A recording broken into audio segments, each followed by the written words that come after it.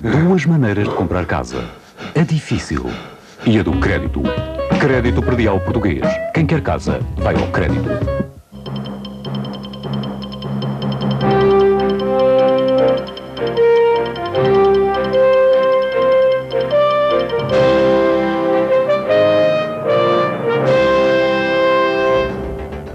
Boa noite. O sim ou o não ao referendo sobre regionalização pode ser decidido amanhã. O PSD espera um sinal dos socialistas. Se agradar, os social-democratas aceitam participar na comissão eventual. Portugueses envolvidos em negócio ilegal de tráfico de proteínas de fetos humanos começaram hoje a ser julgados. Uma burla de 37 milhões de contos. Nações Unidas não aceitam justificação de Israel para ataque ao sul do Líbano. A ONU considera massacre de Canaã intencional. Israelitas falam em acidente. O dia de amanhã é decisivo para o referendo sobre a regionalização. O consenso está dependente de reuniões a realizar entre o PS e os restantes grupos parlamentares antes do primeiro encontro da Comissão Eventual de Revisão Constitucional. O líder parlamentar socialista já marcou reuniões com as direções das restantes bancadas, à exceção do PSD. Em entrevista no Jornal da Noite, Marcelo Rebelo de Sousa deixou claro que se o PS der um sinal, não só haverá reunião entre os líderes dos dois partidos, como os deputados social-democratas participarão na Comissão Eventual. O referendo sobre a regionalização está dependente de reuniões bilaterais entre o PS e os restantes partidos. Reuniões que decorrerão amanhã antes do primeiro encontro da Comissão Eventual de Revisão Constitucional. O líder do PS já convocou o PP, o PCP e os Verdes, mas aguarda ainda a disponibilidade do PSD. Disponibilidade que, para os social-democratas, só estará em causa se o PS continuar a confundir referendo de significado nacional com referendo nacional. Referendo com significado nacional, tanto pode querer dizer referendos regionais, que depois se emprestam significado nacional. Isso não é referendo nacional, porque referendo regional é para votar se eu quero ou não esta região. Referendo nacional é se eu quero ou não a regionalização. Quando o Partido Socialista der um sinal, a qualquer nível, de que referendo com significado nacional é referendo nacional, esse sinal é suficiente para a participação dos deputados do PSD na Comissão Eventual. Comissão Eventual de Revisão Constitucional, em que os social-democratas suspenderam a sua participação após terem sido aprovados, na generalidade, os projetos de lei do PS e do PCP relativos à regionalização. Quem não quer ficar de fora no encontro é o PP. Manuel Monteiro enviou hoje uma carta a Marcelo Rebelo de Sousa a garantir que a direita vai estar representada na Comissão Eventual, para que a esquerda não fique sozinha. Na missiva, Monteiro descreve os 15 pontos pelos quais se vai bater. Em primeiro lugar, aparecem os referendos sobre a regionalização e o Tratado da União Europeia.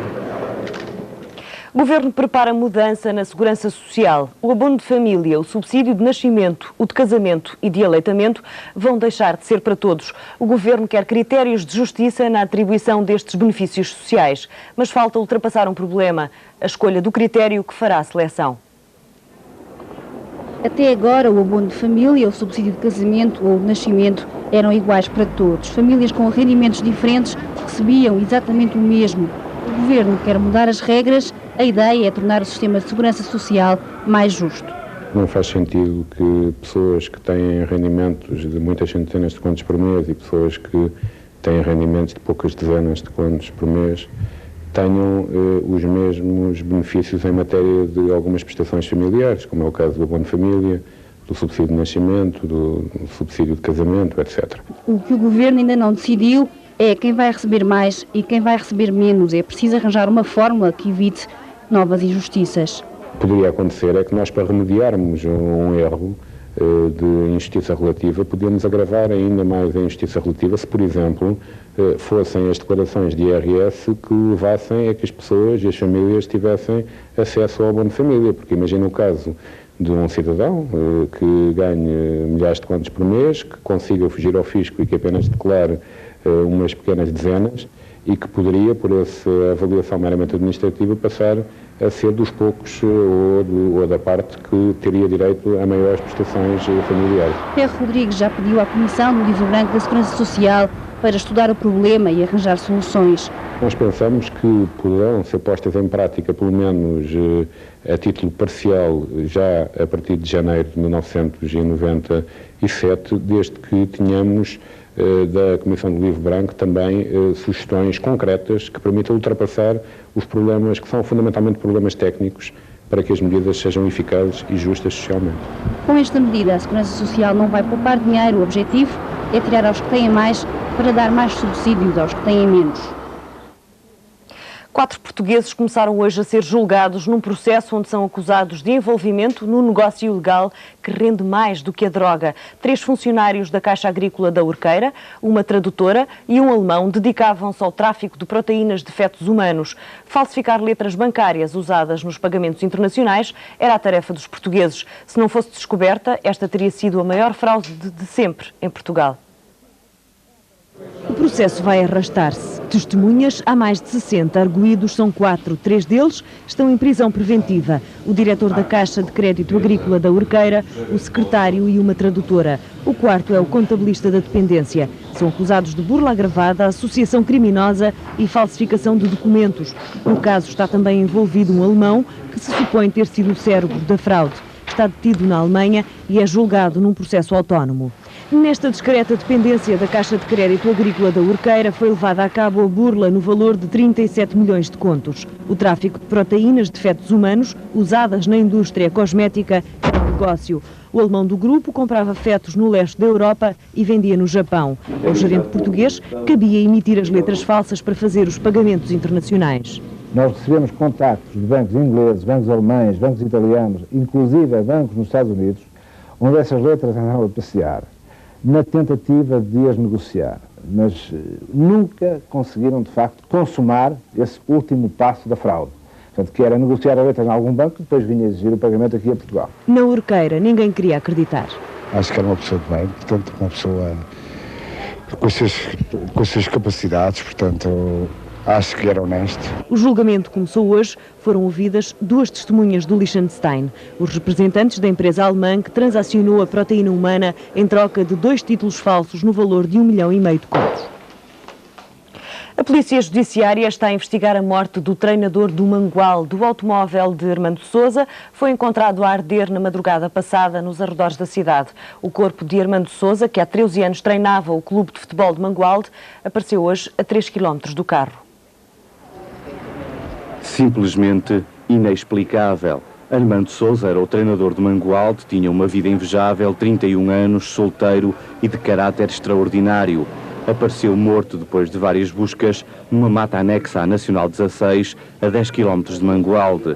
Várias facadas no abdômen, 2 tiros na nuca. Onde é que deram pela falta do Armando Sousa? Eu só dei, eram 8 da manhã, quando o pai dele chegou ao pé de mim a dizer que o carro estava queimado e ele que não aparecia. O que alertou as autoridades foi o carro encontrado a arder ontem à 1 da manhã. Sinais de tiros dentro da viatura comprovados pelo buraco no tejadilho. Não há suspeitos, nem indícios à primeira vista. As autoridades são confrontadas com o passado limpo deste treinador que está há 13 anos no clube. Sem problemas disciplinares no futebol, não foram desentendimento em Oliveira de Frades na primeira volta do campeonato. Um incidente com a mesma equipa que ontem perdeu 3-0 em Mangualde. Eu acho muito estranho e muita coincidência. Não sei, eu coincidência porquê? Não sei, ele teve 2 problemas com o Oliveira de Frades. Foi o problema lá em Oliveira de Frades. Eu nunca sei insinuar nada, mas teve um problema em Oliveira de Frades que foi para o hospital. E ontem teve um jogo com o Oliveira de Frades, que o Armando morreu. Diz o pai que o roubo não foi, só pode ter sido inveja. Ele tem lá tudo em poder dele. Ele tem lá o fio, tem lá tudo que tinha. Roubo não foi? Roubo não foi. Ele, como foi um homem que no desporto começou desde pequenino a treinar as classes, os pequeninos, e daí para cima foi sempre subindo. O funeral do treinador que colocou o Mangualde sem derrotas este ano na 3ª Divisão Nacional realiza-se amanhã à tarde. Um destacamento de militares portugueses na Bósnia foi hoje atingido por 3 explosões. O acidente ocorreu num túnel na estrada Sarajevo-Goradze, mas não provocou feridos. O túnel, com 600 metros, situa-se na República Sérvia da Bósnia. As viaturas das forças portuguesas atravessavam este túnel quando ocorreram as explosões. Eram bombas de fumo que provocaram irritações na pele e nos olhos dos soldados. Do incidente resultou ainda o choque com uma viatura militar inglesa, mas apenas se registaram danos materiais.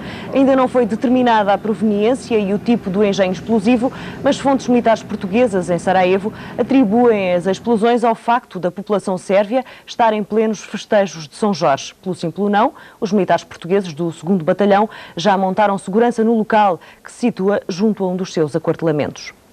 As Nações Unidas concluíram hoje que o ataque israelita ao sul do Líbano foi intencional. Um avião radar israelita sobrevoou o local antes do bombardeamento, mas Israel insiste que o ataque foi mero acidente. O massacre de Canaã matou mais de 100 civis refugiados num campo da ONU ao sul do Líbano. Não foi um ataque acidental. Em Nova Iorque, as Nações Unidas puseram hoje de lado o acaso e pediram contas ao Estado hebreu. As posições do Hezbollah não se situavam longe do campo da ONU bombardeado, mas Israel podia ter evitado o massacre de Cana. Um vídeo amador de um capacete azul confirma que o avião radar sobrevoou o local antes do raid. It's very difficult for me to understand how come beside the army which prides itself on knowing everything, even the most trivial details about South Lebanon, could miss such an important development like this. It just doesn't make sense to me. O Estado hebreu não cede e nem o relatório da ONU se consegue impor à palavra dos militares israelitas. So it's absolutely understandable that we wouldn't shoot deliberately into a UN compound. This is out of question. Israel reconhece agora a presença do radar, mas garante que o voo se efetuou depois do massacre e do alerta da ONU pelos civis refugiados na base de Cana. Os oficiais israelitas admitiram o erro humano e lamentam a perda de vidas, mas o argumento de que o ataque foi mero acidente mantém-se. Morreu um dos mais conhecidos espiões americanos. As equipas de salvamento encontraram hoje o corpo de William Colby. Foi localizado no mesmo rio onde foi encontrada há mais de uma semana a canoa em que o antigo diretor da CIA costumava passear. Colby, que mandou na agência de espionagem norte-americana durante o escândalo Watergate, acabou a carreira a lançar um jogo informático sobre espionagem, depois dele próprio ter sido espião atrás das linhas alemãs na Segunda Guerra e durante o conflito do Vietnã. E ao fim de 9 dias apareceu o corpo do antigo chefe dos espiões norte-americanos. William Colby era dado como desaparecido desde finais do mês passado. O alerta foi dado depois de localizada a canoa onde costumava passear no rio Wicomico. O corpo foi já identificado pela família. Causa mais provável da morte, dizem os investigadores, é o afogamento. A mulher de Colby acreditou até à última na sobrevivência do marido. Confiava mais uma vez no homem que se soube desembaraçar de missões atrás das linhas alemãs durante a Segunda Guerra Mundial e que mandou na recolha de informações durante o conflito do Vietnã.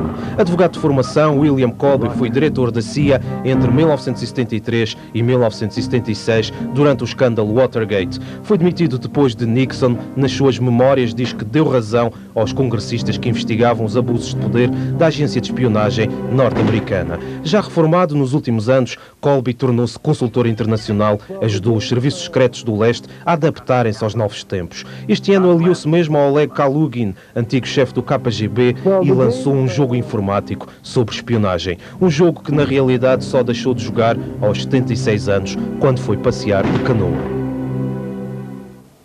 Cássio Freitas é o primeiro camisola amarela do Grande Prémio Sport Notícias SIC TSF. Foi ele o vencedor do prólogo de hoje em Belmonte.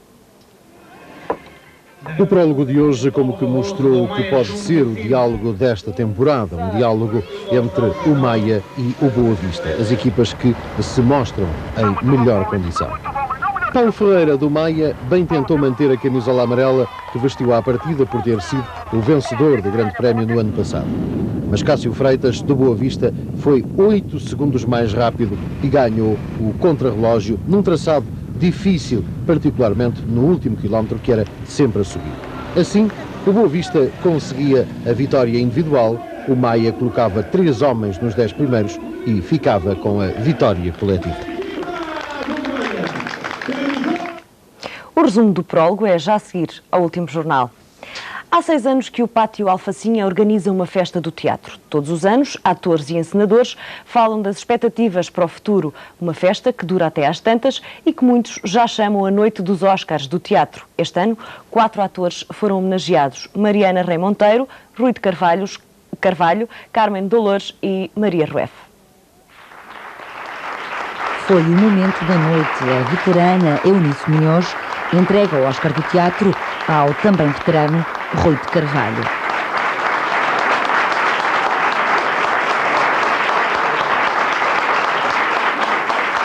Aos novos e aos velhos, deixaram de estar presentes aqui hoje, estariam com certeza. Eu peço um pequenino silêncio só, em homenagem a todos que nos deixaram. Portanto, amavam o teatro. Muito obrigado, que a paz seja com eles. Rui de Carvalho começou nas novelas de rádio, muito antes de pisar os palcos do teatro e do cinema. Já lá vão 60 anos. Como colega nos microfones, tinha Carmen Dolores, outra das homenageadas da noite. Carmen nunca pensou em ser atriz, mas António Lopes Ribeiro gostou tanto da sua voz que a convidou para participar no filme Amor de Perdição. Pensei que não era capaz e que não queria ser atriz, mas ele realmente convenceu-me, porque ele tinha uma força extraordinária para convencer as pessoas, e devo-lhe a carreira a ele, e depois foi ele também que me trouxe para o teatro. Maria Rueff, a grande novidade da noite, é a primeira novata do mundo do teatro a receber esta estatueta. E Maria não cabia em si tão contente. Senti-me muito surpreendida porque acho que estou na idade de receber lições e não prémios. Mas ao mesmo tempo espero poder transportar um bocado o exemplo que eles me deram neste gesto de humildade. O Pátio Alfacinha enviou cerca de 500 convites para a festa do teatro. Poucos faltaram. Foi o caso do Ministro da Cultura, que aceitou fazer parte da Comissão de Honra e acabou por não vir. A informação é atualizada na SIC pelo Paulo Nogueira, no Primeiro Jornal. Boa noite, até amanhã.